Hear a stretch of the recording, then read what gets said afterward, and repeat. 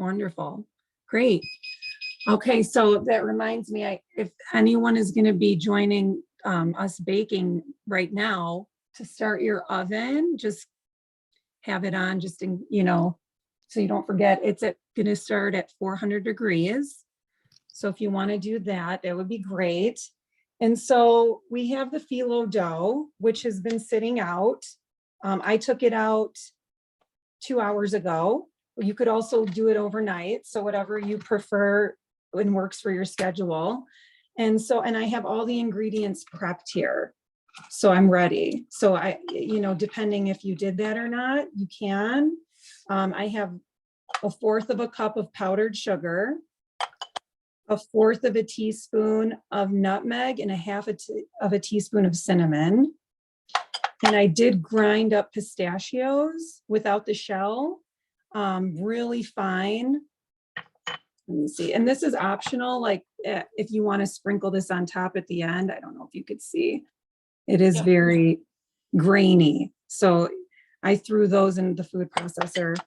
And then I have the honey, which is from the local beekeeper that is on this call. We're going to talk about this because it's really delicious honey. I was really impressed by it, and I love it. It's going to go beautifully with this. So usually this recipe calls for attar, which is a simple syrup, which we're going to make right now because I want it to go in the refrigerator and get cold. So what we can do is actually start with the attar, which is a simple syrup, like I said, and it's sugar and water. So I'm going to flip this so you guys can see my stove here. Okay. And like I said, can everyone see that? I hope. Yep, looks good. Okay, cool. So we're going to just take like a small saucepan or large, whatever you prefer. But I have this small one, which is perfect for it. And we're going to place our water. So it's a cup of water. And I have it on, I'm going to put it on like a medium high heat. Cup of water. And I'm going to do 1 cup of sugar, white sugar. And so usually you could do, it's usually 2 cups of water and 2 cups of sugar. But because we're adding honey to this syrup, our secret ingredient is going to be honey, this local honey. I'm cutting the sugar because the honey is sweet. So we don't need to put that extra cup of sugar into this attar. And again, attar just means simple syrup in Arabic. And usually, and so you just stir it like that, and then we're going to wait for it to come to a boil. So usually this syrup is what brings the baklava together. You could put a lot of different variations in it. We're going to put lemon and honey in it today, but traditionally too, people add rose water or orange blossom water. Also you could use cinnamon, and which would be fantastic. You could just throw a cinnamon stick in there too. And so those are just some different variations. And the rose water is really good, but it is overpowering a little bit. So I do like just adding lemon instead. That's my personal preference. So we're actually just going to wait for this to come to a boil. And you could stir it a little bit more. And when it comes to the boil, I'm going to add the lemon. And you could put about 1 tablespoon of fresh lemon juice into it. What other variations on baklava are there? There's different kinds of nuts you can put in it, right? There are. So we're going to be using walnuts today with the pistachios on top. There are so many different nuts that you can use and variations. You can go with pecans, cashews. You can just do pistachio. I think turkey, like Turkish baklava is more so with pistachio based. So, you know, different parts of that area use different nuts. Also, you could do hazelnuts, would be really good. I mean, and you could put Nutella in there if you wanted inside the baklava to match the hazelnut, so that you can be really creative and, you know, add different flavor profiles. I just looked, I think on the back of even one of these phyllo dough recipes had a peanut butter jelly baklava, which they just used regular peanuts. It's really interesting. So people, I mean, people are getting creative, and I love that, with the flavor combinations. So it's pretty cool. And any nuts that you prefer, you can, this recipe calls for 3 cups. So you could do, you know, a cup and a half of walnuts and a cup and a half of pistachio if you want to mix, or you could do the pecans or whatever you prefer. I've mixed pistachio and walnuts before, and it's fantastic. It's really good too. So you could see that it's turning a little bit clear, which means that it mixed together really well. And it's gonna boil, probably, it was just boiling for a little bit. Let's see, so it's boiling, it's coming to a boil, so I'm gonna squeeze the lemon inside. Okay, so, and if a seed gets in, it's okay, it's no big deal. So once the lemon is inside, I'm gonna grab that. I'm gonna leave it on medium high and just let it boil. You don't have to stir it as much. You can just kind of let it just simmer, boil on medium high for about 7 minutes. And that's just gonna get it thickened a little bit. We're gonna thicken it up. Once that is thicker, the consistency, then we're gonna go ahead and add the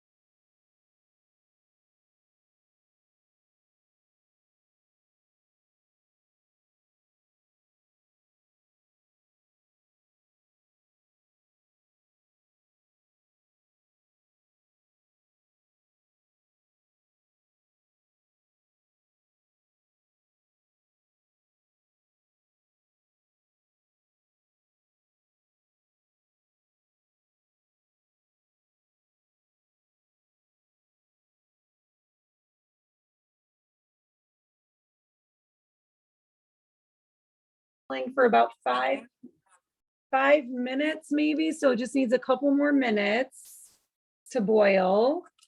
So we can go to the chopping of the nuts while we're waiting. It's 3 cups of walnuts, and I did some of the nuts already in a food processor, so they're really almost coarsely chopped. You can hand chop them as well, but again, we're trying to decrease the time. We're in the kitchen and we have things to do. So you can use the food processor, which I'll just show you really quick, how fine you want to chop them. I just pulse it really quick. So I have, and you don't want to put maybe all the 3 cups at once because they'll all be unevenly chopped. So I do like a cup and a half or so at a time. So I'll just go ahead, add that in there. And I'm just going to pulse it really quick.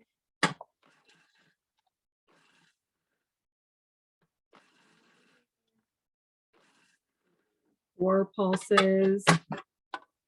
Still a little big still, so I'm gonna go for 5. So I would say this is good. There's still some big pieces, but maybe 6 pulses or so, like that, just so it's finely chopped. You could go smaller if you want. It's really your preference of if you like it to be chunkier or a little less, like, and I think it holds the mixture a little bit better when it's finely chopped. It holds it together like the baklava. According to my mother-in-law, she gives me a lot of tips. So, so once that is done, and I believe we can take, let's see, the simple syrup, atar. I'm gonna give, I think it's been about 7 minutes now. So I'm just gonna remove it from the heat. Or actually I'm gonna lower, we have to add the honey. So I'm gonna lower, I don't want this to happen again. Let's see. See how that's boiling like that? I'm gonna lower the heat just a little bit. And I'm gonna add 1/4 cup of the honey.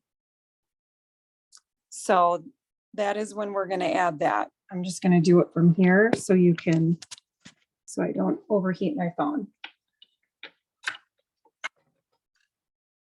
So I have it measured out. I'm just gonna add it in. And then you just wanna mix in the honey for, 30 seconds. Just make sure it's incorporated really well. And then you could take it off the stove and either put it, I would put it in a mason jar maybe, and put it in the fridge right away if you want to go ahead and do that. So the reason we do that, the atar first, is because we want it to be cold. When you're adding it to the hot baklava, when it comes out of the oven, you want it to be cold. You can't put hot on hot. It'll like melt it, or it's just, the texture will be off. So that's very important to make sure that the atar or simple syrup is chilled or cold. Okay, so I'm just gonna mix that really good. So now the honey, which is, it made it a nice amber color which is beautiful. I love that.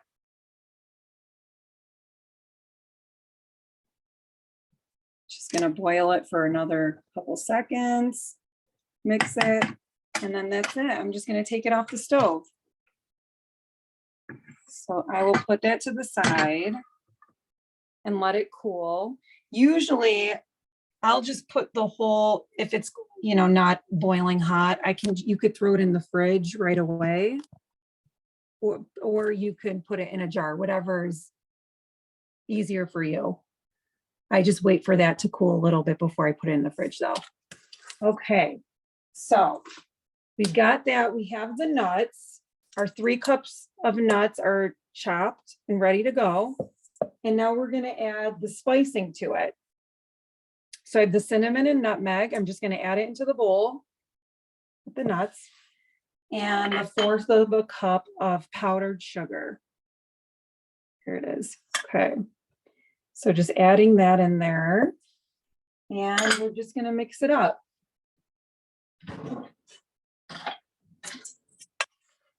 So just mix it really well. And I mean, with the mixture, I feel like you can also add some different spicing if you wanted, cardamom. It just depends what flavor profiles you like. You want to make it more pumpkin, like you could do more pumpkin spice too. Why not? Like a pumpkin baklava, just throwing out some ideas, which I know they have pre-made pumpkin spices already, but that's like cloves. So maybe a little more, you could do cloves if you want. So you can be creative. You could add whatever you want in there spice wise. Just, I would keep the sugar lower because of the syrup that you're going to add. So that is all mixed. And I think we're ready to, oh, and we have the 3 sticks of butter that we are going to melt. I already started melting it earlier just to have it ready. So I just threw this in another pot like that. And I like to skim the top fat off with this, just because it prevents the baklava from burning. And also at the bottom of the pan, a lot of the fats have gone to the bottom from melting the butter. So I always use the top layer of butter when I'm spreading on the phyllo dough, because that prevents it from also, it makes it more crunchy. It does everything you want to the baklava, the texture. So, I mean, you could also use clarified butter if you don't want to do this part, like, which is basically all the fat removed, or ghee. I think it's clarified butter or ghee. I have a jar of it just to show you. This is what it looks like. I got it from a local market called, I think Cantoro's actually. We were talking about this market earlier. But this just is the fats and the salts and the water removed from butter. This is used a lot in Middle Eastern baking and just baking particularly. It doesn't burn. It's supposed to prevent it. So I'm just removing like this white skimming on top. And then I try just to avoid the bottom, which is all the salt of the butter, and the water is at the bottom of the pan. So I just avoid those two things. That's just a little tip.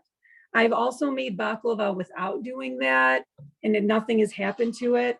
I just noticed maybe it's a little crunchier. Or you could just get the ghee, the clarified butter, whatever you prefer.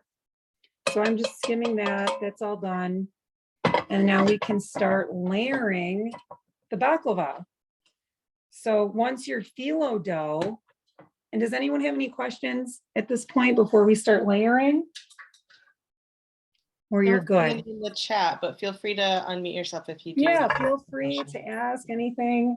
So I'm using a 9x13, just baking dish, Pyrex dish. And this recipe can be doubled too. So if you want to make a bigger tray, then you would obviously just go with maybe a 10 by 15. I think they have bigger ones than this.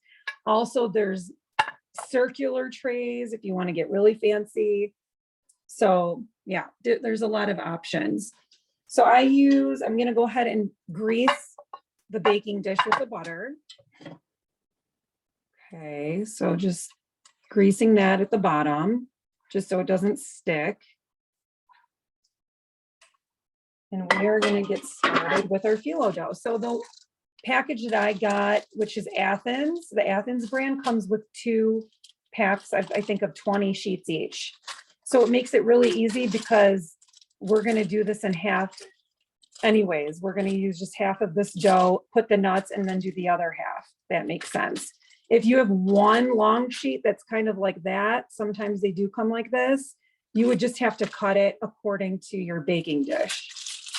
Okay. So another tip with phyllo dough when you're working with it, you can use a damp cloth over it. Right, with baklava, like the way we're doing it, if you have everything prepped and ready to go, you don't really need the cloth because you move pretty quickly. It's when you're using it in a slower recipe, maybe you would have to use the cloth, but I just go ahead and leave it out and it's fine. I've never had an issue. So I opened up my dough. It looks like that. So it's about the size of the pan, each sheet, as you can see. And then I'm going to go ahead and grab, you can just pick up like 2 layers like that. And you're going to place it inside of the baking dish. And actually I can flip my camera so you could see it because it's not going to overheat anymore. Here, if that makes it easier, maybe, so you guys can see what I'm working with here. Yeah, that looks great. Does that look better? Okay. So we have our sheets. There's our other one here. Now I'm going to go ahead and get my butter, dip that, and just spread it all the way across the 2 layers. And you could pick up anywhere from like 2 to 4 layers. It's totally fine. And then you're gonna grab another 2. Let's see, I'm gonna grab 4. So yeah, you just keep layering until you're halfway. So I just put another layer until I'm halfway or at a half a pound. Then I'm going to add the nut mixture. So that's it. It's very, very simple and really just fun putting the butter. If the brush is not collecting the butter, sometimes I just kind of drizzle it with a spoon. And I just get the top layer of the butter here. I'm not going to go reach for the bottom because that's where all the water of the butter went. So I'm just layering that.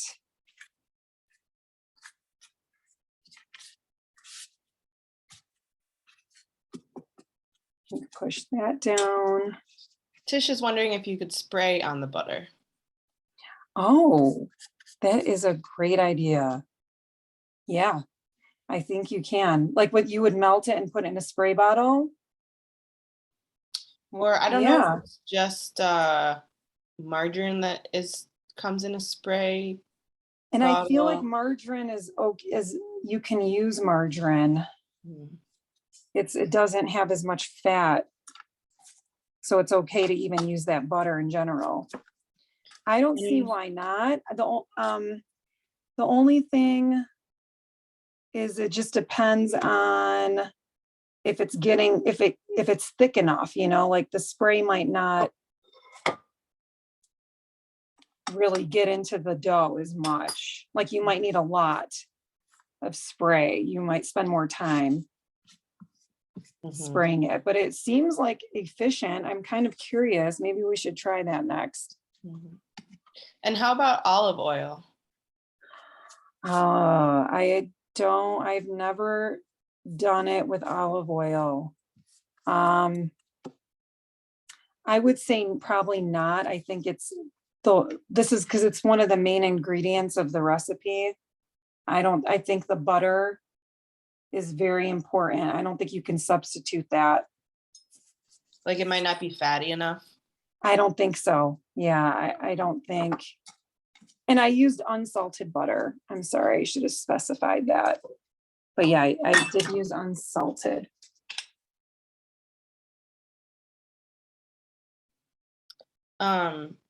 Tish, who is on but I've never, we do just in our food and cooking and Middle Eastern food, but we don't really use it much in the baking.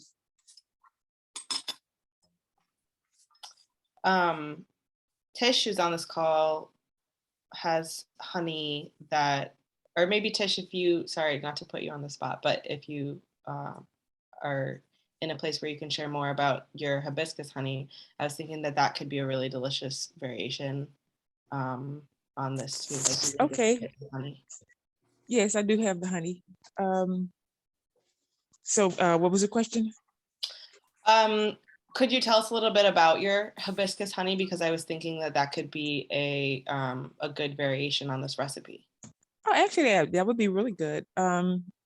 Basically, I feed my bees their syrup that we feed their 50-50. Basically, it's like a simple syrup mixture, and I just make it with hibiscus, and which gives the simple syrup that hibiscus color, and they eat that, and then they pass that along, and the honey comes out with this really deep color, kind of like a mauvey pink color. Last year was more pinkish. This year I actually added a little lavender to their diet and a little bit of peppermint, so it came out like a mauve color instead of a pink color, but it's really good. But wow, that so sounds amazing. It really is. It really is. And it's very good with fruit and teas, And so yeah, it would make a really good baklava, actually. Yeah. Did you produce the honey that I have today? I don't know. It's this one right here. It tastes very floral too. Very oh no, that's not mine. Mine's is pink, yeah. Okay. So I have a question for you too, because I don't know a lot about different honey variations. Like I have this one, right? Uh-huh. Can you tell us the difference in the color and why, like you said, does it just depend on the bee and the flower and, Yes, yes, it looks like a okay, issue of diet. The clearer one looks more like it's a just a wild flower honey, okay, and the darker one is probably due to their diet as well. They might have a lot of fruit there. It looks like a berry, and so that definitely influences them. You know, I have 5 hives, and each hive actually produces a different tasting honey. And wow. this year, I found that out because normally when I collect the honey, I collect all at the same time and put it all in the same container. But this year, I had one hive that was a little bit smaller, so I really didn't go into their hive to extract honey until the very end. And so I noticed that their honey by itself was thicker and darker and richer than the other 3 hives honey. I And see. I really would like to separate my hives and just have a different honey that I bring out for each one. So each hive would have their own honey as opposed to mixing them all up together as one honey. I see. Very interesting. I was wondering, and now that explains it because Mm-hmm. there's clearly, there could be so many variations then in different colors and Mm-hmm. that's wonderful. Yeah. So it all Okay. depends. You know, it's kind of like Mm. when you have the essence of whatever tree is around it, that's what the hive picks up. Just like with wine, just like with wine, you know, people can taste the different nuances in each bottle of wine, and that depends on where it was grown. Very, very cool. I love what you do. Thank That's you. incredible. I'm just going to add the nut mixture and just as a preference too, I mean, you guys could layer it. I should have asked you if you would prefer a different way, but you could do it at the halfway mark. I just find it's easier, or you can layer the nuts in between like a third of the dough if you don't want to do half. I do it this way again because it's just easy. I just like to, you know, be consistent and I like the way it looks. It looks really pretty when it's just like sandwiched in between, but a lot, you could layer the nuts in between. Like you could have taken maybe 6 or 8 sheets before this and done a half of the nut mixture. That makes sense. I just wanted to give you an option if you want to try different layerings, and there's different ways to cut it too. So it's really, you could do whatever you want. Don't be scared of trying something new with it. Okay, so once that is there, I put a little bit, I just am gonna drizzle a little more butter on the nut mixture so it sticks. And then I'm opening, so that was 1 pack, the half, or about 20 sheets of the phyllo, and I'm gonna open the other half and layer that every 2 to 4 sheets. And the top layer, when we're done, is gonna, I usually put about 6, just so it's the thickest at the top. Just a little tip for you.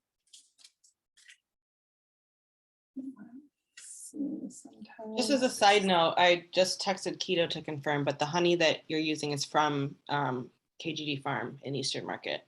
Wonderful.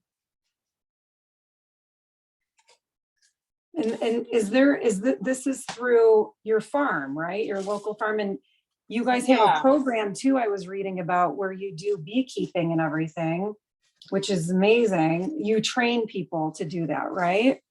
Yes, and I think we have a few people on the call who have been in bee clubs. Zenaida, were you in bee club? And I think Tish, you were also in bee club, correct? Yes, yep. We participated about maybe 3 years ago. Okay, cool. Could you tell us a little bit about your bees too? Sure. So right now we have about we have 4 beehives that we're hosting in Appy Made beehives. So they're not wooden hives, they're actually plastic, the hives, and they're made with like a thermal technology. So they're made to keep the bees warm in the winter, and then in the summer they're able to stay cool. So it's pretty exciting to have access to that kind of beehive versus the traditional one. And it makes it a lot easier to maintenance them. So like right now, if we needed to feed them anything, we would be able to do that without worrying about them breaking cluster. Nice. I used to live in Southwest Detroit before moving back to Northwest Detroit, and I lived there for maybe 4 or 5 years. And one of my neighbors is a beekeeper, which was really great because I could just walk across the street Oh, wow. and get some honey. Yeah, and I would use it in everything from like tea to face masks. I was like washing my face with it for a while because it's actually a really great anti-inflammatory, and Yeah. it's also a mild like disinfectant. There, I mean, honey is, you can use it in so many ways. It's so beneficial. Mhm. I love it. We make a really good cinnamon tea, and I've used honey. I use the honey that you gave me. It's amazing. But I love it with cinnamon. Like honey, cinnamon, and lemon is my ultimate go-to in anything. Mhm. And honey is also good for your like seasonal allergies too, right? Right. Kind of works like an allergy shot where the honey is giving you a little bit of everything that you are allergic to, so that your immune system can get used to it. It's great. Yeah, so if anyone has questions about Bee Club, I put Keto's email address in the chat, so you can reach out to him. I think he usually starts recruiting people for it in the later springtime, I want to say. Is that when the season typically starts for beekeeping? Yeah, I'm not sure. Does one of the beekeepers want to answer that? What's the like time frame for harvesting honey?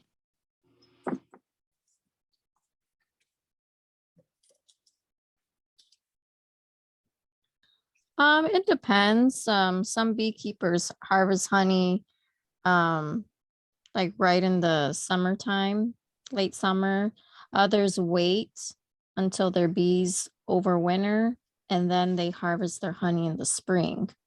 So it's really a matter of preference. I would say for us personally, we chose not to harvest any honey this season because our focus was increasing our apiary size. But I'm thinking come springtime, once they do overwinter, then we'll go ahead and harvest honey. And when we do that, we will actually be harvesting all of the fall honey, which in our case will be goldenrod flavor. I don't know if anyone's ever had that, but it's a darker color honey. I have not had that, but it sounds fantastic. Yeah, it's definitely delicious. Okay, this is the final top layer. So it's the thickest one I made. Again, I used about 6 sheets for the top layer. That's just to make sure it doesn't really come off when it's finished. Like it just kind of stays put like a sandwich in a way. So that's it. And so I'm not going to add the butter until I cut it. You want to cut it first before you add the final, and I'll use the rest of this butter to spread on the top before I add to the oven. to the oven. And the oven is on at 400 and I'm gonna lower it to actually 275. I just want the oven really hot initially when it goes in. And it's gonna go in at the bottom rack because phyllo dough does brown really quickly if it's at the top of the oven. So I usually start it at the bottom and then I add it to the top rack the last 10 minutes of baking. Okay, so once we cut, I use a serrated knife or just a really sharp knife. Just make sure that it's a good knife you're cutting with. And there's different variations you can cut. You could do square, which is just going the typical like a brownie kind of cut.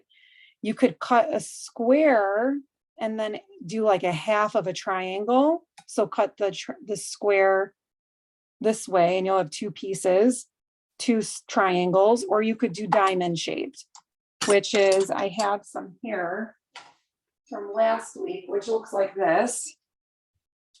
That's how it's gonna look. So it's really up to you what your preference is. Do you guys have a preference of how do you want to see the diamond cut way maybe? Yeah, that sounds good. Okay. So this is a little shortcut for the diamond that shout out to my mother-in-law again, because she taught me so many things. Actually, I don't know what I would do without her. So this is her way and it's pretty cool. It's efficient. So instead of starting here, you go off a little bit to the side over here. Okay. You're going to go like an inch, I guess, an inch and a half and my pan is this way. So you could go this way, but I'm just going to go this way first. So about an inch and a half, and you're going to cut down diagonally, yeah. And you're going to push your knife really hard to make sure that you're hitting the bottom of the pan. So it's just an efficient cut. And you can hold on to the dough like this as well with your fingers, just so it doesn't lift up. So I'm just going to cut down this way, kind of making a large triangle. Okay, there's that. Then I'm just going to go ahead and cut this way to finish this half.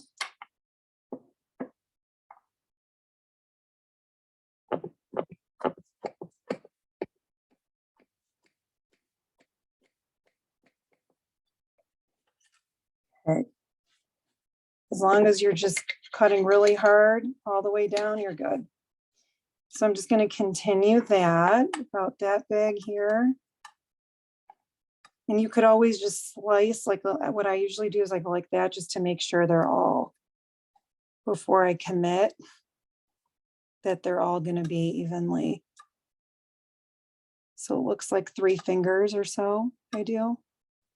And then since this corner, yeah, we could just leave that corner piece larger. Okay, so then I'm going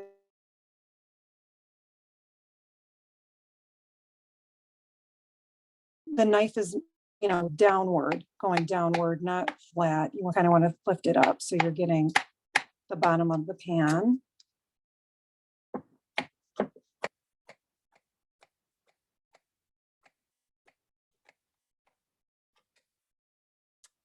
Okay.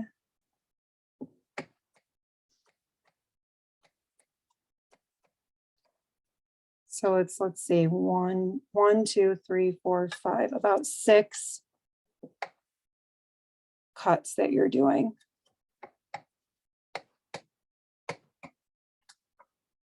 Okay, that's it. And then we can do, let's see,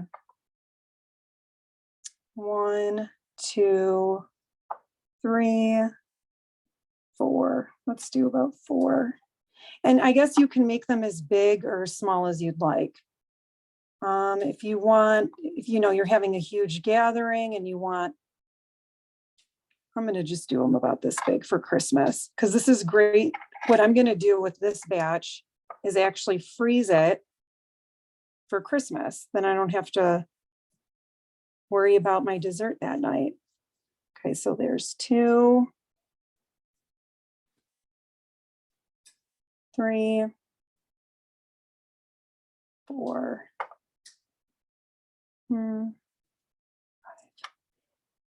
Okay, I'm gonna flip it this way. I'm gonna flip it this way so you can see.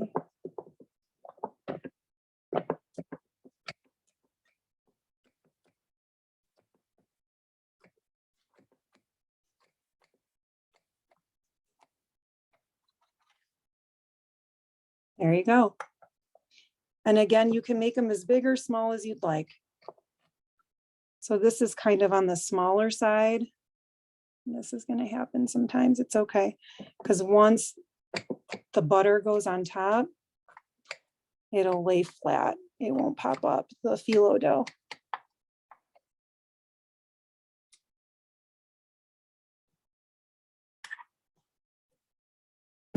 Can everyone see? Let me flip it this way.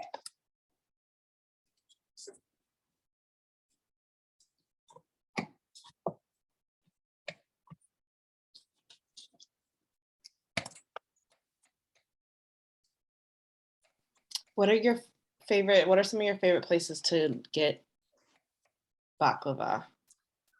When Oh you're not man, making my it at number home? one, I mean, I don't know if anyone is familiar here with Shatila Bakery. Mhm. It's in Dearborn. It is my favorite place. I mean, they have the best, such good pastries. They have really good ice cream and Mm. cakes, and their baklava, that's my go-to. That's my spot for baklava. And I love, they have them in different variations. This is the like the tray version, I guess, but there's also rolled, they look like fingers and Mhm. they're rolled up. That's my favorite one. That's my favorite variation. It's so delicious. It's like more phyllo dough than nuts. So if you're like a phyllo, you know, like a crust kind of person that likes more of the crust than the filling, get the rolls. They're so good.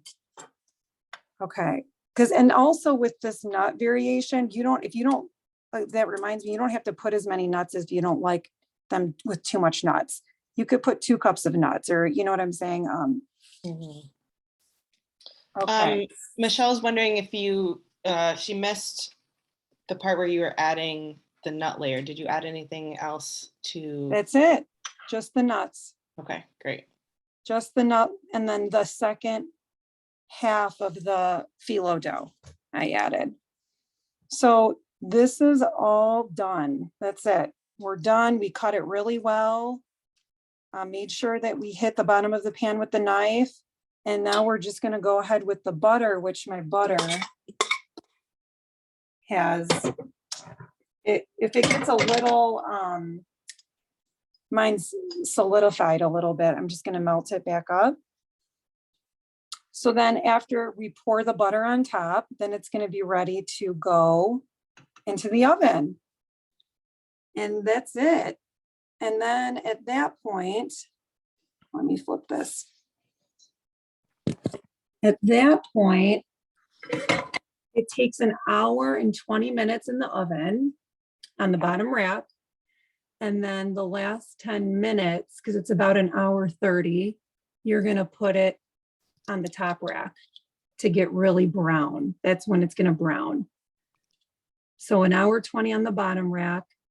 You could throw it at the top if you want to be, you could even broil it for maybe a couple minutes, just watch it, just to get the top rack browner, or you could just leave it for the additional like 10 minutes on the top. So I've done it both ways. It just depends if you feel like watching it. You never want to leave it on broil and walk away, because that's when things burn, especially phyllo. Okay, so I'm just gonna pour the rest of my butter all over. You want to get it.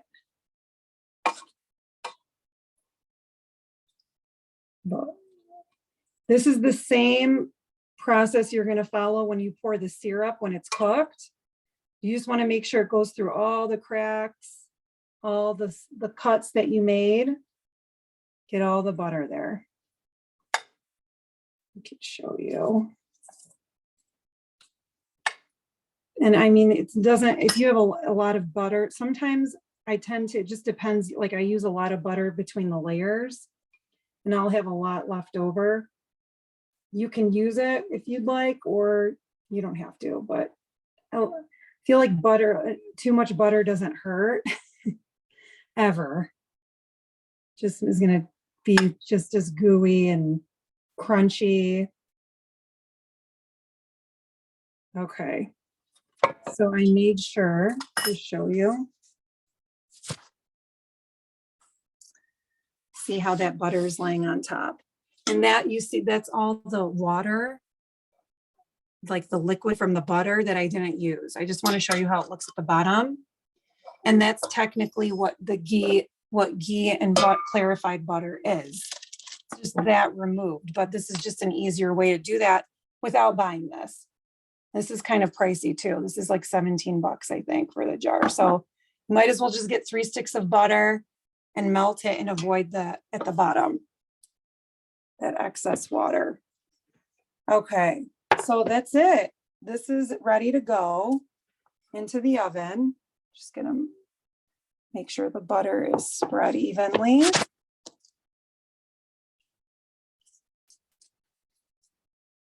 Okay, and my oven is on 400, and I'm gonna make put it back to 275. Don't forget to do that, because then your baklava will burn. So we just want to make sure that doesn't happen. So I'm going to throw this in bottom rack, and I have some at the bottom. You can see that is it. And you're gonna, I just put it on, put my timer, make sure your timer is on. And then you're gonna have this, let's see. So I made this a week ago. This is, I'll explain what that's the cup-in, but this is how it's gonna look. It's still amazing. I had it stored in Tupperware. And I eat these every day with coffee. They're still phenomenal. And I had it like, when it comes out of the oven, you might have some extra pieces, like when you're cutting, that kind of fall off. Don't throw those away. What I did with that extra, or you could even just take these and chop them or cut them and add it into things. Like I made my cuffins out of it. This is a baklava cuffin, and I added Nutella in the middle with the pistachio on top, which it's so good. I also made cookies out of it. I also put the baklava crumbs, like you could chop it again if you don't have that, and put it on ice cream. Holy cow, it's amazing. So don't throw any pieces away, because you can always put it into a different recipe, add it to cookie recipes, and have fun, just have fun experimenting. And so when it comes out of the oven, because I know you guys aren't going to wait an hour or 20 minutes with me, are you? I mean, you can. I'll just be in my kitchen waiting. Yeah, we want, if folks are baking along with Zayna, definitely take pictures and share them with us, either via email or yes, I really want to see the media. Pictures of you guys. So here's the syrup. Remember the syrup? This is supposed to be in the fridge. I'm going to throw it in now. Okay, so this is another trick that when I know it's ready, when it's falling straight, that means it's like the perfect consistency. Just a little, this is like, again, like family little things that's how we know when things are done. So it'll thicken up too as it's sitting in the refrigerator. And so what you're going to do when you pull out the baklava from the oven is get that cold atar syrup, and you're going to pour it just like I did with the butter at the last layer. You're going to pour all over the top, and it's going to sizzle. Like you're going to hear it sizzling. It's so beautiful. It's such a nice sound. And at that point, you can add the pistachio if you want. That's the ground pistachio. It's optional. And then you want to wait at least 10 minutes to cut it and start, you know, cutting them out with a spatula and pulling them out. If you have patience and you're not going to have it right away that night, you can cut it the next day. So you could just leave that pan with the attar and the pistachio, have it just, you could cover it with foil, just leave it at room temperature, and you could cut it the next day, and it's going to be an even easier way cut, meaning like it won't be as sloppy, because those end pieces, it's just hard, you know, like they might get ruined, which is fine again, like, because you could do other things with those, like put them on ice cream, or you could wait and that won't happen as much if the longer you wait to cut it. Even if you waited an hour to cut it, I usually wait 10 minutes and then I cut it and then immediately consume. So I don't really have patience, but just it's just a little tip if you want it to be really, like, I mean, I waited 10 minutes on these and they're still beautiful, you know, perfect, beautiful, came out great. So yeah, that is it. If you guys have any questions or on anything, but I mean, I'm really excited. I hope you guys all try it and have success with it. And please upload and share, send me an email, or if you are on social media, post it so I could see how you guys did. I'd love to see it. I just put your Instagram handle in the chat if people want to tag you. Zayna Bakes, right? Yep, Zayna Okay. Bakes. Cool. And then That's how great. long will they stay fresh for after you bake them? So I would store them in a Tupperware or something that's sealed for 2 weeks, just on the counter, room temperature is fine. And they'll stay really crunchy that way. If you prefer them more chewy and cold, you could put them in the fridge. That's fine. That'll last longer. You could probably go up to like 4 weeks in the fridge. And then if you freeze them, it's like 3 months. So there's a couple options, but 2 weeks is fine, just out at room temperature. And they're perfect at any time. Like I have them with coffee. It's like the reason I wake up in the morning. Yeah. Is to eat these. They're so good. Nice. And again, you could put them in pancakes. You could put them in waffle batter. I mean, you can put them in anything. Oatmeal. I mean, because they're nuts with like a crunchy texture dough, you know? So you can really incorporate them in anything that you eat. If you really, that's just me, because I have a sweet tooth. Mm-hmm. But it has really healthy things in it. Really, it's the healthiest dessert I think that probably is out there, because we put honey we cut a cup of syrup and put honey instead. And we don't put much sugar into the nut mix. So it's really not a high sugar. It's sweet because of the syrup, but it's very delicious and high, I think, like nutritious with the nuts. Like it's great. Mm-hmm. And then could you also tell us a little bit about where we can find your products and about the coffins that you make and how we can Sure. in the future? Yeah, so right now I was available in a lot of grocery stores pre-pandemic, and I kind of slowed down with the grocery, and I'm now, because things are luckily opening up. I don't know if it's getting better with Michigan, but I am doing more like catering and pickup and pop-up type events. So just follow me on Instagram, because I do pop into stores a lot, like once a month, and I'll just do like a session or sell some coffins there, seasonal flavors. Baklava is one of them that I do a lot. It's my favorite. One of my favorite ones that I make. And I'm starting to ship them as well. So we'll be hopefully shipping in the new year. So I'm focusing on that mainly right now. Catering and shipping. And I have all kinds of really fun flavors. Right now for Christmas, I have a Christmas pack, which I did baklava, I did a pumpkin sugar cookie, and I did a triple hot chocolate. So it's like 3 types of chocolate with a ganache and a marshmallow. It's amazing if you're a chocolate person. And then I did a chocolate chip, like Christmas one too.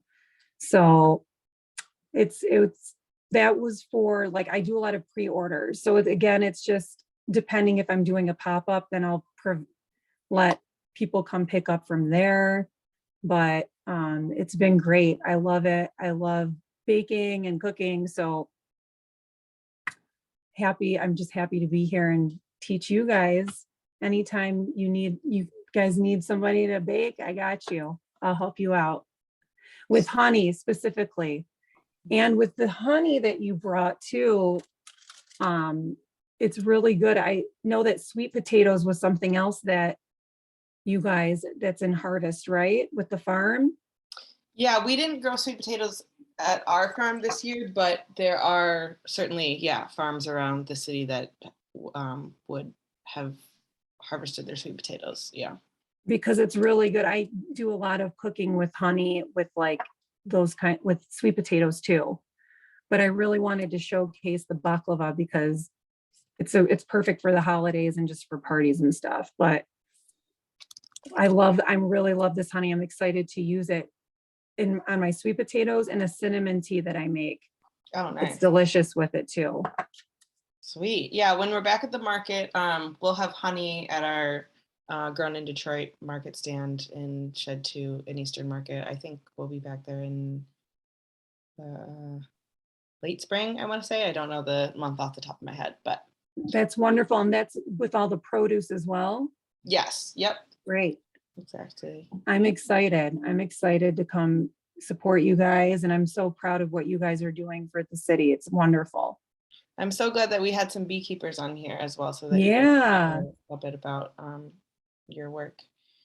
Cool. Well, thank you everyone so much for joining us. This video will be available on our YouTube page in the next couple of days, and I'll also be sure to email out the recipe that Zayna provided so that you guys can make it again at home. Yep. And I'm going to be expecting some photos. I'd love to see what you guys have come up with and how it came out. Yeah, please let us know how it came out for sure. Cool. Well, thanks again. And I hope everyone has a great rest of your evening. Thank you. Thanks for having me. Thank you. I'm so excited. Great. I'm excited too. Thanks, guys. Enjoy. Thank you. Bye-bye. Bye. Bye.